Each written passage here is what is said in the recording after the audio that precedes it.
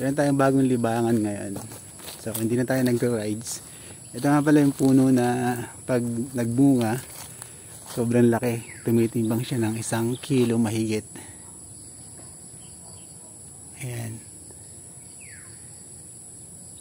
Sobrang laki ng bunga nito. Yan yung ibang mangga. Yun nandun. Malalaki din siya. Kinalabaw din.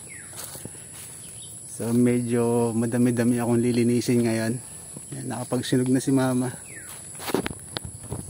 Siya kasi yung taga-sunog eh. Ako lang yung taga-linis, taga-tabas. Yan, so madami pa akong lilinisin.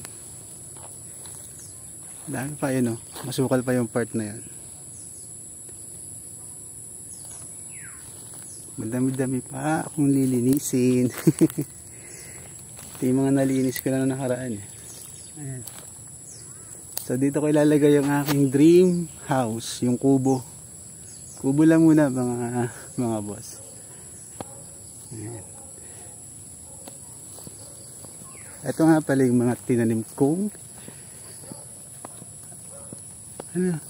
dragon fruit. Ayan, oh. Buhay na siya. Kaya lang kailangan natin tibayan yung poste. Ayan. So buhay na yung aking dragon fruit. So bali ilang puno yan. Ito pa isa. So nilagyan ko na ito para pag lumago na siya, lalagay natin ng pabilog dito sa taas para dun siya mamunga, kumapit. Ito, dragon fruit pa rin yan.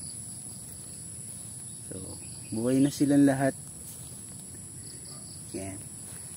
Ito naman yung blueberry. Yung blueberry yung tinanim ko, buhay na rin siya. Ayan, may dahon na rin. Sa ilang puno ba to? Kailangan ko ulit linisin yung area. Dami pa rin baging eh. Ayan. So mag-umpisa na tayo mga boss. Para madami tayong magawa ngayon.